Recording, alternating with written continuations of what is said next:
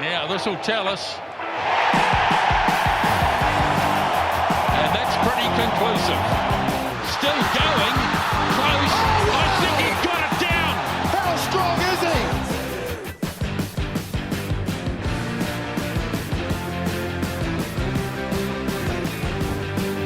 Welcome back to the Pick and Go podcast, everyone. Boy, we've got a lot to break down after a huge round of very competitive footy across both sides of the Tasman last weekend.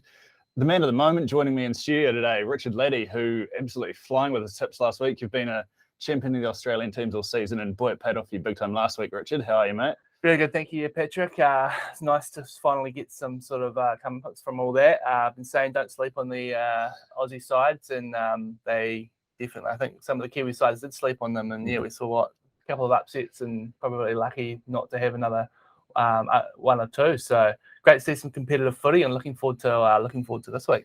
Yeah, absolutely, and very pleased to be joined on the podcast once again. Becoming the official super sub of the Pick and Go podcast, James Marshall. Thanks for joining us, James. How have you been? Yeah, all good, mate. I'm happy to jump on whenever you need be, but I'm glad you didn't have me on last week because I was terrible with my tips. I think I went 0 from 6 with across the board. So I definitely counted those Aussie teams. I disregarded those Aussie teams like a lot of the New Zealand teams did as well. So I think I've got my former line this week. So hopefully can provide some value for the listeners. Yeah, no, I think we're all hoping to get back on track this week. Probably I'll just be following whatever Richard tips out. But yeah, I'm sure we'll manage to find a bit of value over the next 40 minutes or so. Got to start with the Aussies, right? That was a huge week for them. Couple of wins over New Zealand teams. Some really impressive performance. Obviously, the Brumbies in particular, looking like one of the class sides of the whole competition. From what you saw on the park last weekend, James, do you think this was maybe just a bit of a wake up for New Zealand teams that they need to get their act together, or is this something sustainable? The Aussies are, they're here to play and they're going to be competitive all season now. I definitely think they're going to be competitive for the whole season now, because it wasn't just one or two teams that really put their hand up. It was all of them. I thought all the Aussie teams surprised me, to be honest. Even like the Force went close against the Blues, potentially could have won that in the dying minutes.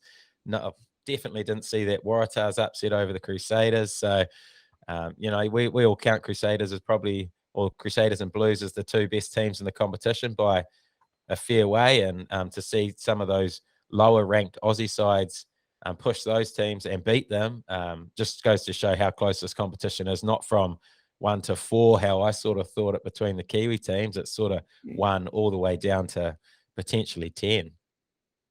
Yeah, no, it certainly shapes up good if we can get a few competitive games every week rather than just sort of stacking all the New Zealand teams in your multi. It's going to make for a lot more exciting footy over the next few weeks. You can really just have the floor here, Richard. You've been high on the Aussie teams all week. I think you said when we were leaving the studio last week, you were on 4 out of the 5 of them at the start last week. Yeah. I was going to make my big call for the Aussie teams to cover 4 of the 5. Yeah, so which came through. So I thought the Crusaders would be, I thought the Crusaders would do a number on the Waratahs, but I was pretty high on the rest of them. But yeah, I mean, there was only 2 points in the Chiefs Reds game, and then the Force. I mean, they had about 25 plays at the end there. They could have really taken. They were probably, they held on to the ball, and then kudos to the Blues for sort of holding on. But they did what they had to do to get the points. But yeah, I think it was sort of what I was expecting. I wasn't expecting Waratahs to win, but I wouldn't have been surprised if the Reds had beat the Chiefs. So it's hard to sort of go over there.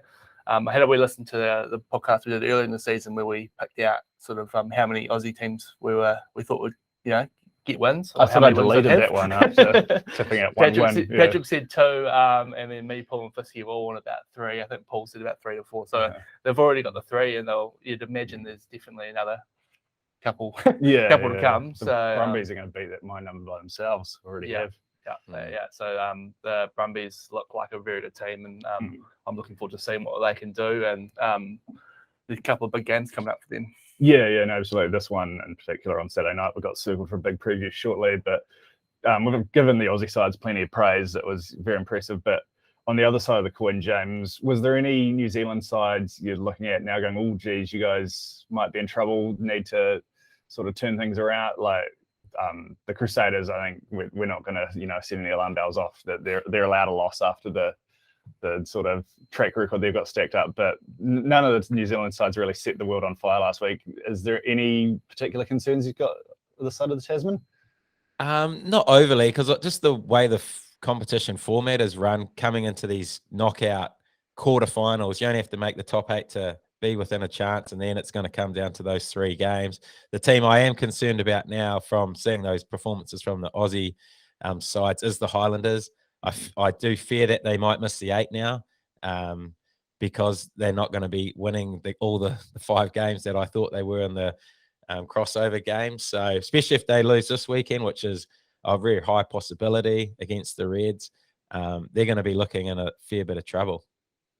Yeah, no, absolutely. It's sort of getting to must-win territory for them, and the bookies have actually got them as underdogs against the Reds in Brisbane on Friday night. So that's where that all starts. How about you, Richard? Though, was there anyone that popped out to you as I mean, Highlanders are the obvious ones. one of the teams that actually won this week? Yeah, one of the teams that actually won. Yeah, kudos to them for that sort of second half. They played to a game plan, and it sort of worked against the Drua. They sort of just sort of brought the Drua back. Drua came out flying with those first couple of tries and all that. But kudos to them, and they scored that try. The pushover, another roll and maul. See a few of them this season. I don't know if there's a stat on that. I don't know if the Crusaders kind of. I mean, it's just sort of like they just haven't really clicked this season. I mean, it is still the Crusaders, and like you look at the backline they've got this week, there's just so much talent there, So once it all collapses, it's probably not going to be too much of a concern, and they'll obviously still make, they'll be in the top 4 at least.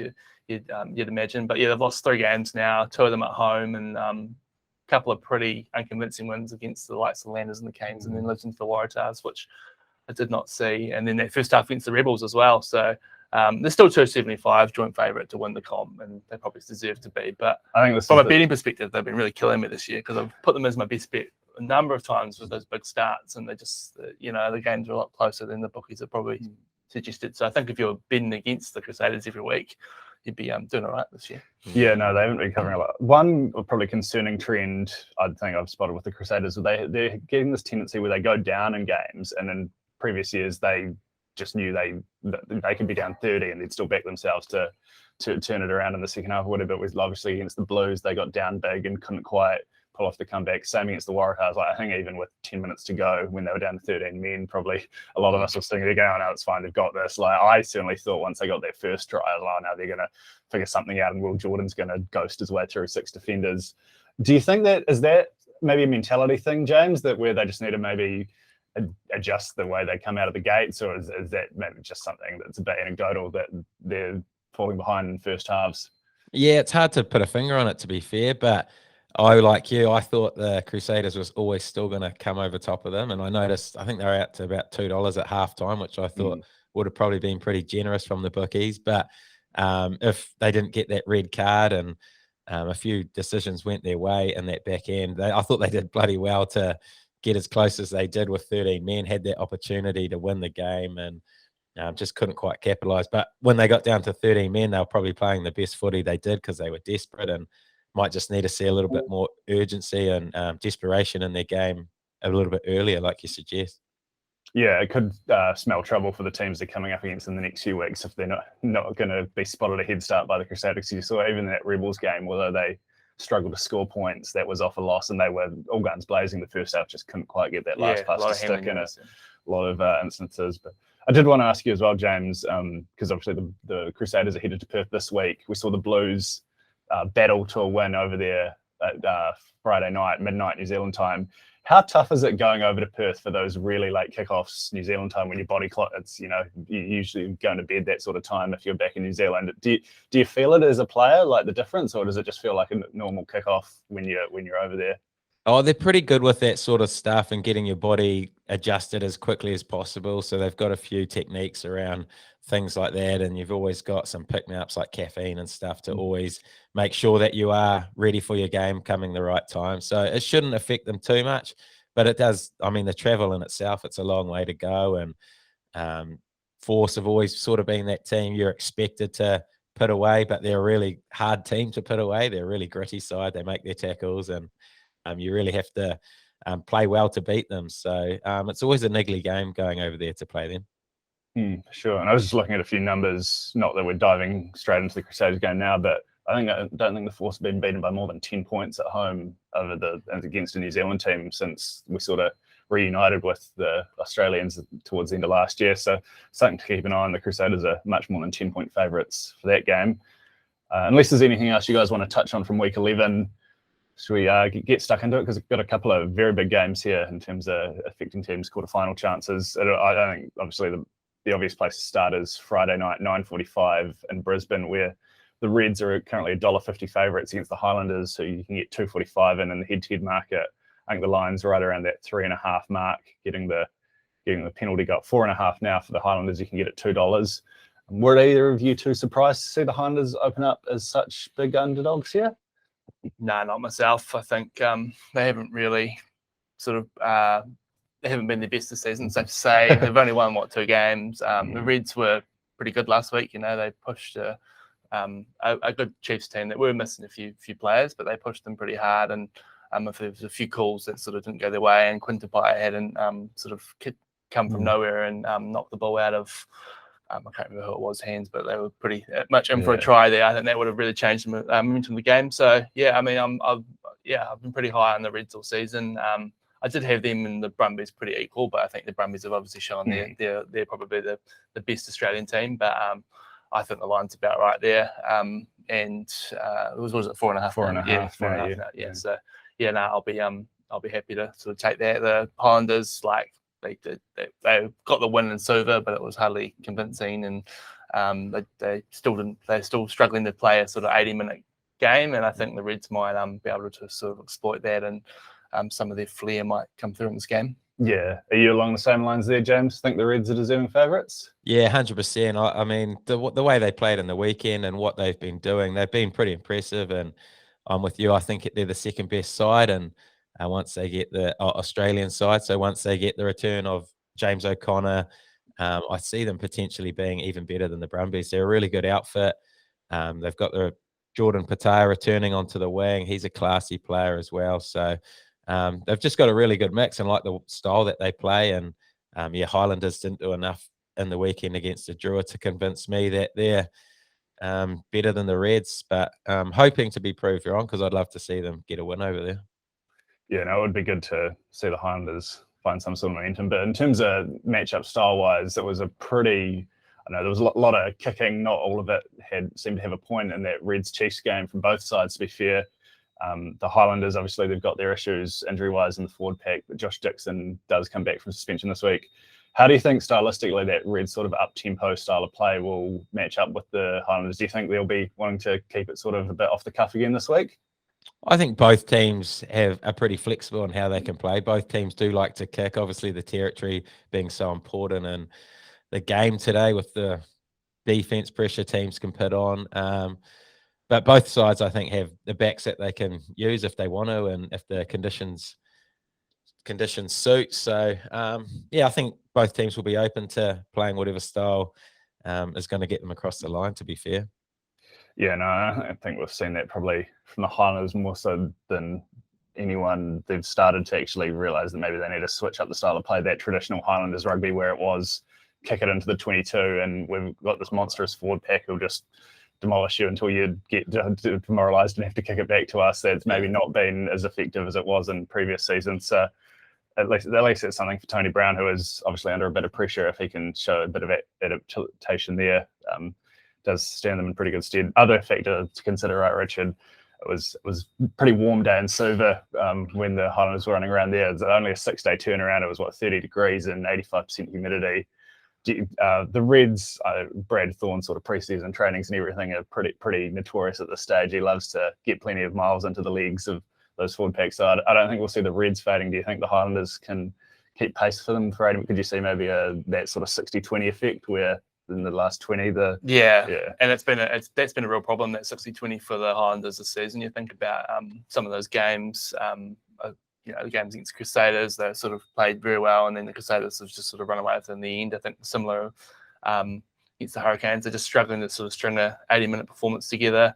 yeah, they definitely would have rather have an extra day or two's rest, I think. And I think, the way the Drua play as well, like I think I said it last week about the Blues last week, there's some big hits going on both sort of attack and defence. So there would have been a few bruised and sore bodies as well. So yeah, I think they definitely would have liked to have had an extra day or two, and the travel factor as well. The fact they've gone from Australia to Fiji and then coming back to Australia as well. So bit of a big road trip for them, and I don't think that's going to work in their favour. No, yeah, it's pretty tough. I've already asked you about one sort of travel factor on today, James, but I don't know if you ever played in Super or the Islands when you were playing Super Rugby, but can't be ideal preparation, right? That playing that sort of game 6 days beforehand. Yeah, no, I never did the trip to Fiji, unfortunately, although that did look like a good trip.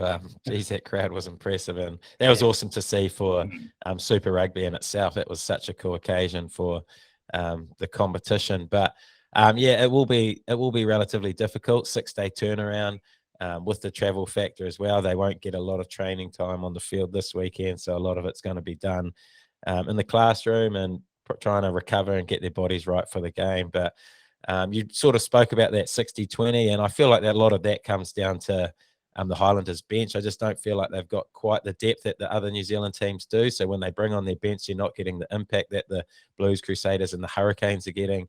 When you see their bench come on, you can really see their game lift, and they look to close those games off really well. Whereas you see the Highlanders bench come on and they don't really add much to the game, potentially even drops off a little bit. So I think that's just a little bit to do with the depth in their squad.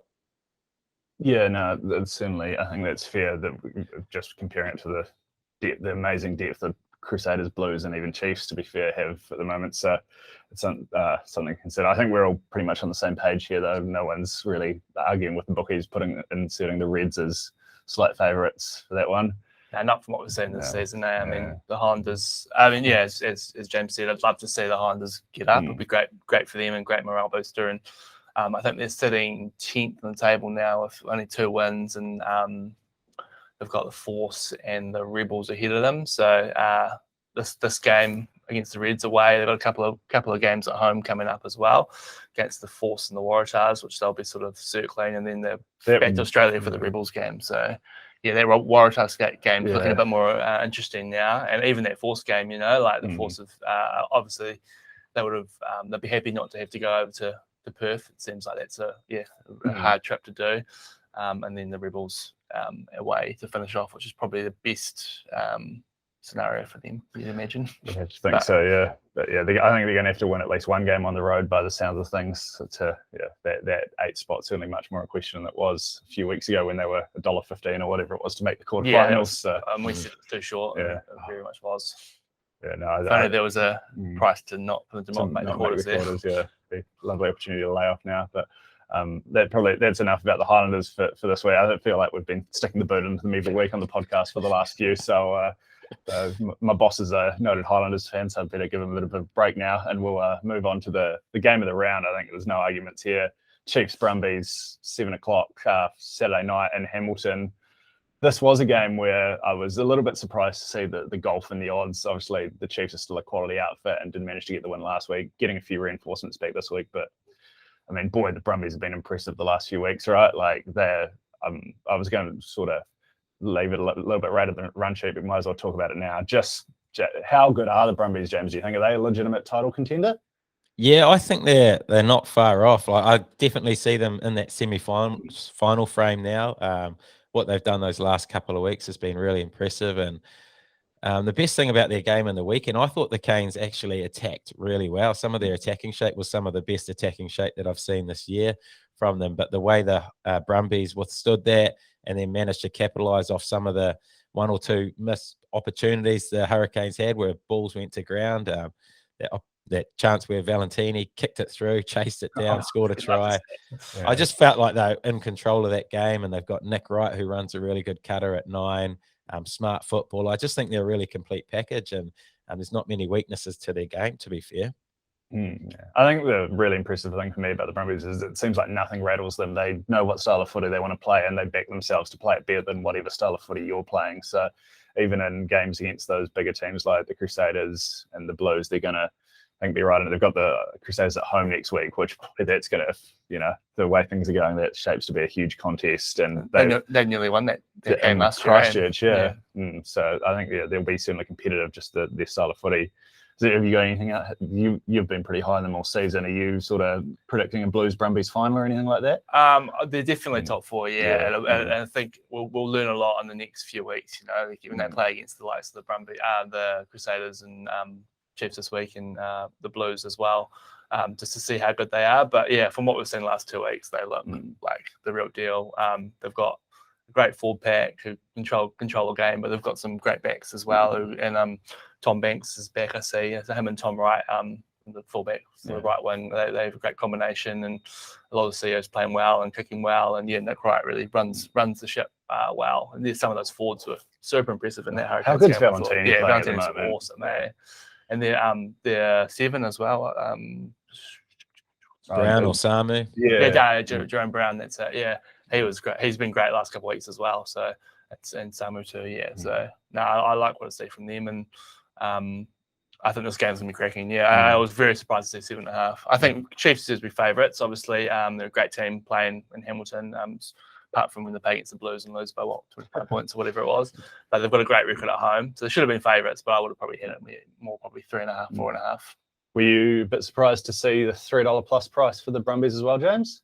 Yeah, I was, to be honest. I feel like that's a fair bit of value. I think this game's going to be extremely close. It's going to come down to a couple of decisions or big moments in the game. So $3 to get those big decisions. Yeah, I'd be happy to take that. Yeah, and still plenty of big outs for the Chiefs as well. So I think that's maybe if the Chief was full strength, I could kind of imagine that. But the fact that they're the likes of sort of Kane and we have a team, don't we? We do, yeah. Sam Kane has been named, but I believe he's still on baby watch, so I wouldn't go chucking him in all your same game multis just yet. Still no Josh Ioane or Brad Weber in the halves, and Cortez Ratama, who's been absolutely awesome, to be fair, so far this season, and Bryn Gatlin keeps the 10 jersey. Quintapai back in the midfield. I mean, he didn't disgrace himself on the left wing either, though. That's another nice little bit of versatility for the All Black selectors to keep in mind.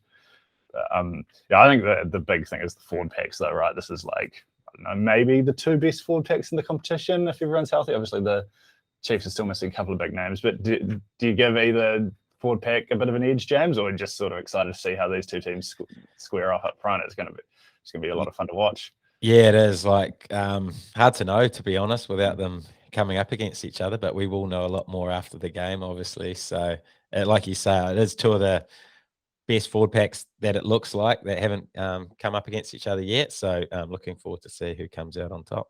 Yeah, I'm really excited to see, particularly those Chiefs young locks, Lord and Vai, against a really stiff opposition. They've beat, I think we've achieved what we hoped, or even gone past it this season in terms of like ascendant young All Black talent. So if they can have another big performance here, Luke Jacobson as well looks like he's working his way back into form. Not so much specifically about this game, but I actually think things are working out a little bit nicely for the Chiefs. You've Guzzler, he's back in training. Apparently, he's training the house down at the moment. Still a couple of weeks away from the thumb being fully healthy. But if they can sort of get everyone healthy at the right time of season, not have the same miles on their legs that the Blues or the Crusaders have, let the Blues just soak up all that hype up in Auckland with the home finals and everything. We've seen they can go toe-to-toe with both of those teams. If they get that pack particularly back to full strength, I think they can really make a run for it at the end of the season. But I don't think they're quite just there. So I'm certainly leaning towards the side of the Brumbies, especially with such a huge head start. I just think their style of footy is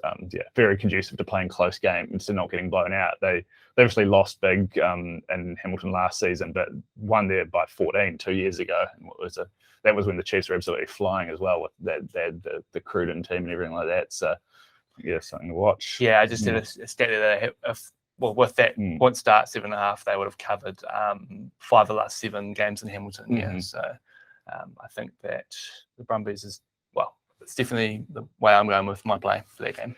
Yeah, all on the same page there as well, pretty much, by the sounds of things. I haven't really gone too in-depth into any other games in terms of previews, because I think we're getting pretty big lines for all of them, and a couple of teams aren't out at the time of recording, but just sort of go around the grounds and see if there's anything in particular you guys want to mention. Got your eyes on maybe any potential upsets, James, or anything you're looking for in the other 4 games this weekend?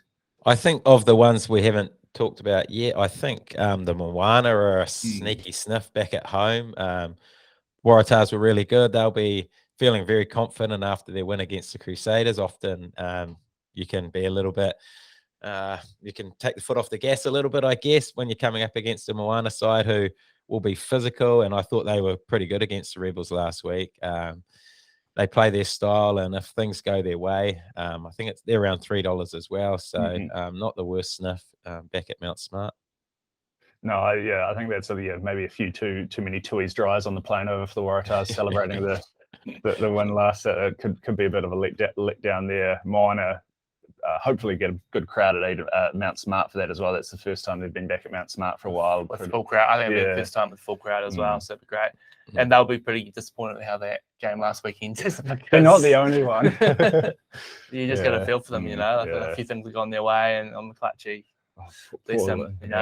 he's one of our favourites on the podcast, but it wasn't as he had a couple of moments there. But I think they'll use that as inspiration for this week, and I definitely had noted down just Tars coming down from the high of winning against the Crusaders. So with the 7.5 point plus, and with that afternoon game, Mount Smart, how good's an afternoon game, Mount Smart?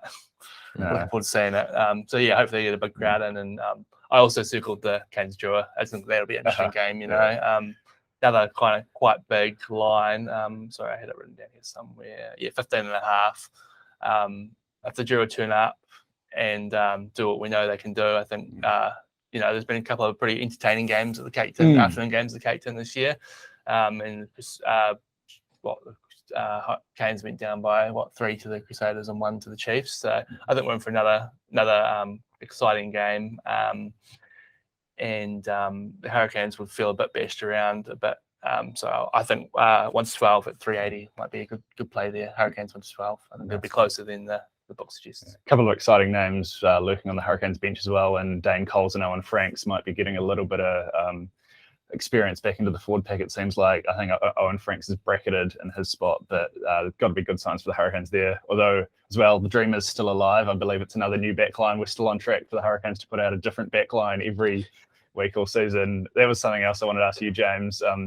How difficult is it as a member of backline if things are chopping and changing every week to build combinations? Do you think that could be affecting the Hurricanes, or are these guys spending enough time together at training these days now that they're super familiar playing with everyone in the squad? Obviously, if you're playing and you're in that squad, you want to be playing every week with the same sort of guys, but it does give a different edge to the group as well, because that you've got to take your opportunity, and they're trying to develop the depth in the squad that they need. And I see why they're doing it, because at the end of the day, they just have to make the top 8, which they're going to do. And then, like you mentioned a little bit before about the Chiefs, it's all about peaking at that right time of the year. And if you're peaking come quarterfinals, you only have to win 3 games and you win the comp. So I feel like they've developed a really good depth in their backline. You could play like they have pretty much any of the options and mix them up in any positions they want, and you're still going to get a pretty good performance from the backline. But I still don't think they've settled on what their best backline is yet. So the edge is definitely still there. It's good to see Aidan Morgan get another crack. He's probably the young one that they're hoping who's going to kick on. So he's going to get an opportunity again against the Drua. So be good to see. Excited to see what Josh Morby can do at fullback again. I think if this Geordie to 12 plan does end up sticking long term, Morby's probably looked like maybe the guy who's put his hand up the most of any of the fullback options so far this season. Was he there in the Crusaders game? I think he was the Chiefs game. Yeah, the Crusaders, because Geordie was at 12 at the Crusaders game. He was very good in that game. And then he somehow ended up playing for Upper Hutt last week. So I don't know what he did to deserve that, but. No, that's another one I'm keeping my eye on. Are you at all concerned, James, though? Maybe no Artie, no Geordie, Hurricanes using this game as an opportunity to take their foot off the gas. Drua, maybe. That's what happened when Moana Pacific came to town when they did that. That's true. Nice afternoon in Wellington could be conducive for a bit of running footy for both sides.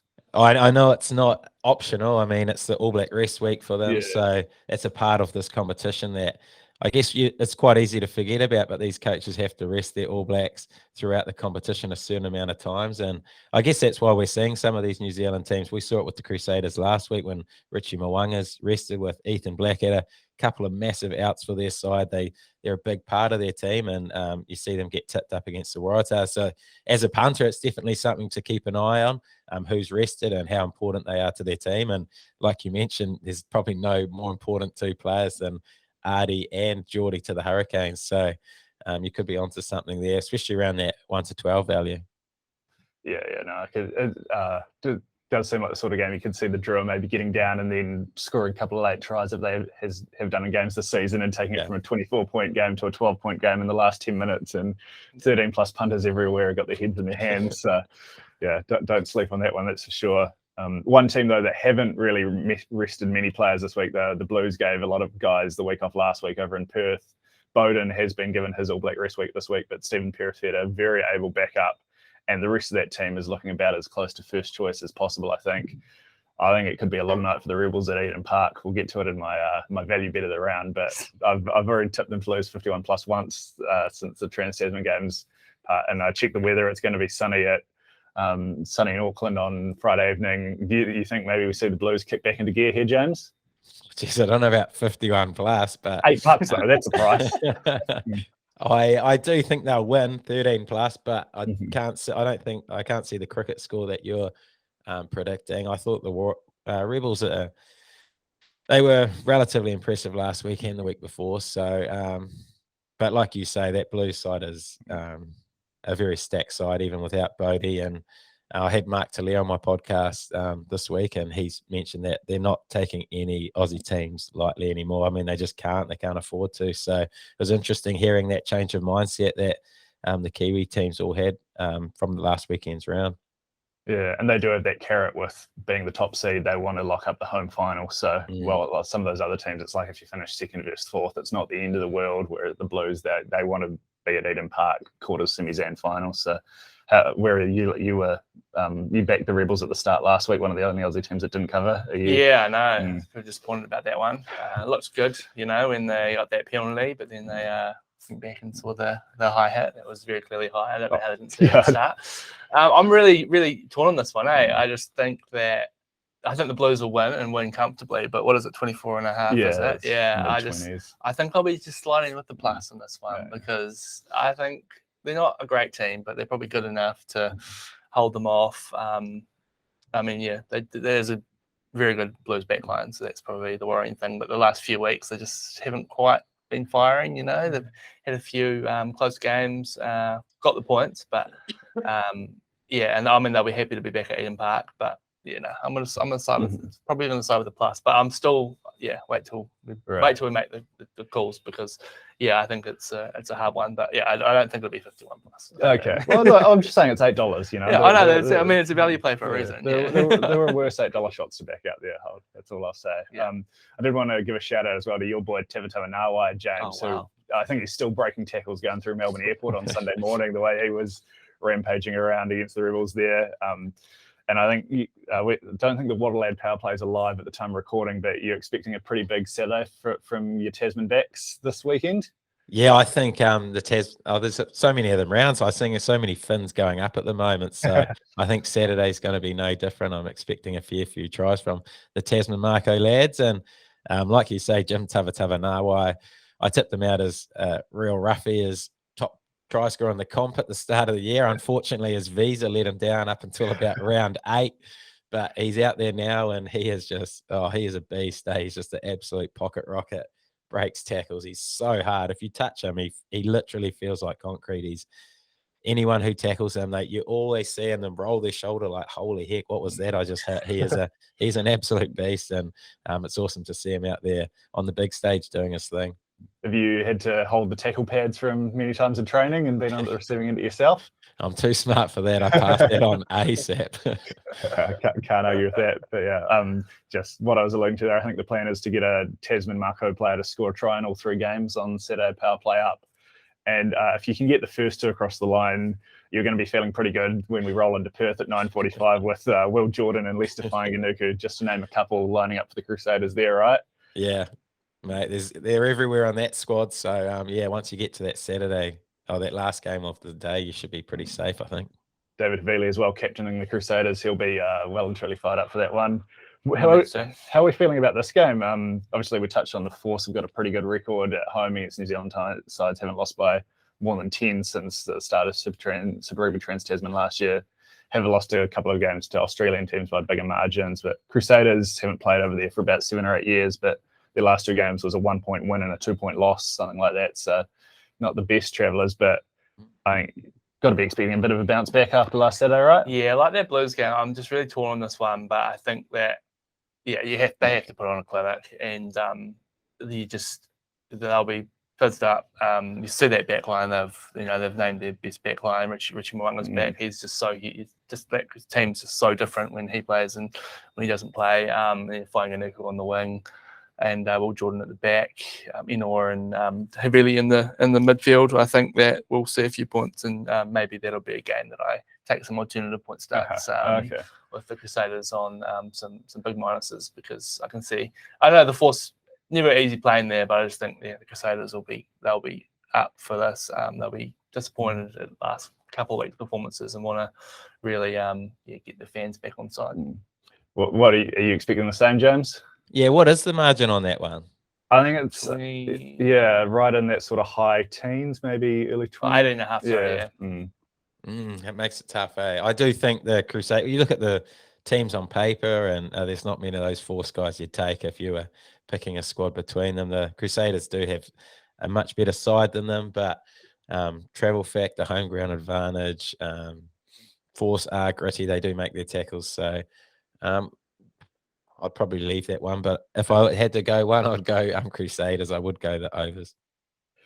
We'll get around to our official betting then for the week. I'll let the guests go first. Have you got a best bet for round 11 or round 12? Sorry, James? I really struggled with this one, but I just thought I'd multi up the Hurricanes, Crusaders, and Blues. I think they're all good things and they'll all win. So multi them up. I'm not sure what you'll get. Won't be too much, but maybe around the $1.70 mark.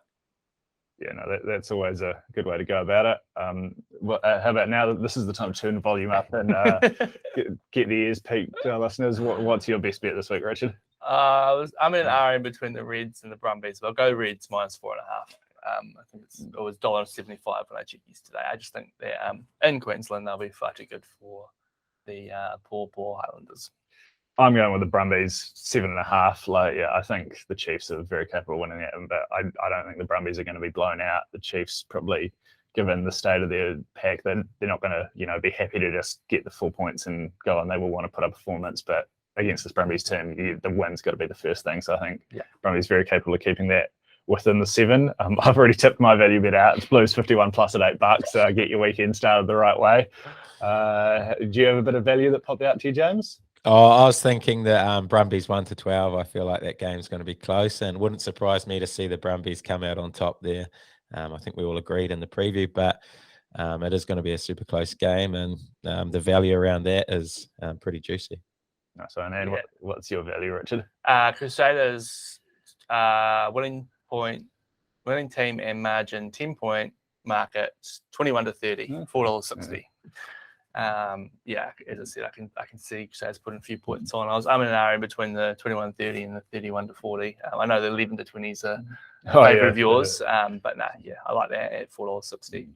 I'll just switch things up a bit here because we've obviously got bonus back running on every game again this week. We're winning team and margin. If you get the team right, but the wrong margin, we'll refund you up to $50 as a bonus bet. James already tipped out the Brumbies as a potential 1-12 bet there. I actually think the Crusaders 1-12 is just worth a little nibble at the $4 price there.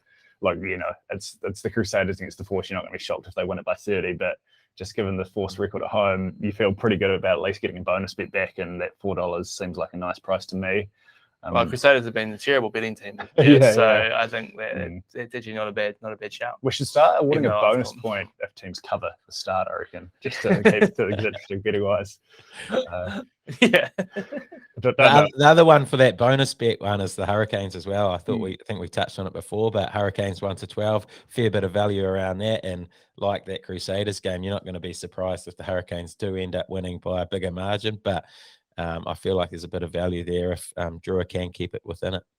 Yeah, and it's always fun to cheer for the Drua to throw the ball around and score some tries, even if you are a Hurricanes fan like us. So, I think that's a nice I one. think I'll be going along to that game, so I'll be hopefully in the stands cheering them on, I think but not by winning too much. I think I'm taking my mum for Mother's Day. Shout out, Grace. I know, Yeah, you're listening, so yeah, I'll be there. I might need one of those 50-50 scarves or something, but supporting both teams, so it should be a good day out.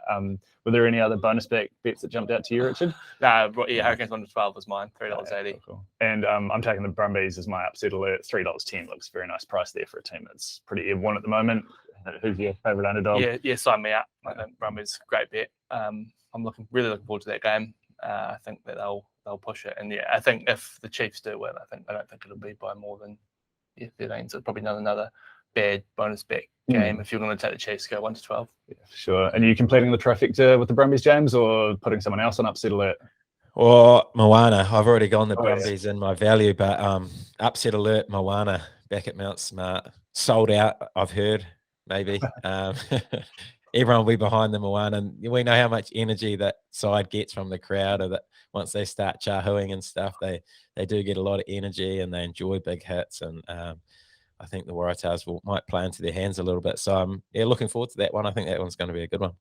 Yeah, no, it should be a very good Saturday Ava footy with that game into the Chiefs Brumbies, looking like some pretty competitive footy. So looking forward to it. And we will be back next week. Not quite sure what the lineup will be, but we'll let you know Thursday morning. So enjoy all the footy this weekend. Thanks very much for joining us, James. Always great to have all your insight for the punters, and we've always good at finding a bit of value. So cheers for joining us. No worries. How good Super Rugby? Yeah, no, it's great to have. I think last round's got everyone pretty energized for the rest of this competition. It's looking pretty interesting all of a sudden. So hope you find winners this weekend, punters, and we'll be back in 7 days' time to do it all again. Cheers.